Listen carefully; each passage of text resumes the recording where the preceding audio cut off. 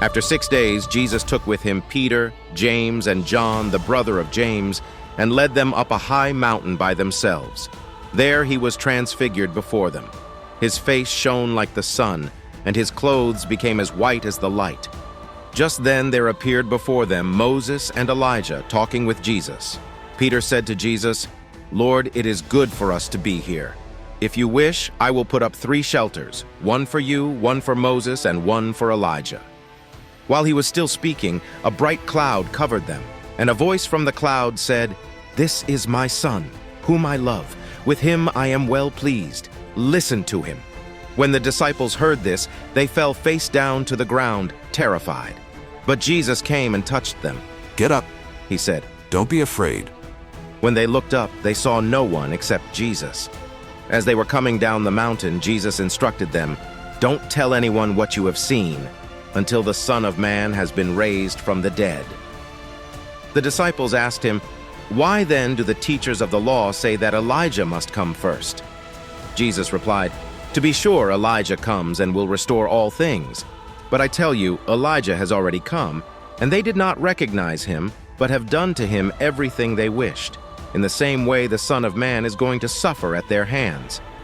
Then the disciples understood that he was talking to them about John the Baptist. When they came to the crowd, a man approached Jesus and knelt before him. "Lord, have mercy on my son," he said. "He has seizures and is suffering greatly. He often falls into the fire or into the water. I brought him to your disciples, but they could not heal him." "You unbelieving and perverse generation," Jesus replied. "How long shall I stay with you? How long shall I put up with you? Bring the boy here to me." Jesus rebuked the demon, and it came out of the boy, and he was healed at that moment.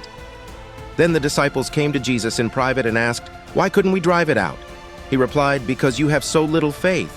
Truly I tell you, if you have faith as small as a mustard seed, you can say to this mountain, 'Move from here to there,' and it will move. Nothing will be impossible for you."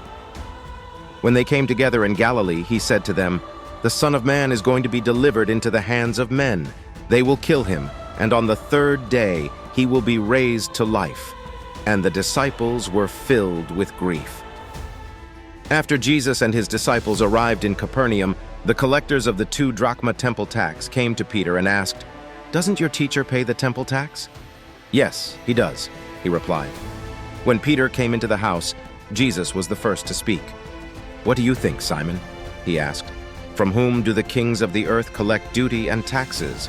From their own children or from others?" "From others," Peter answered. "Then the children are exempt," Jesus said to him.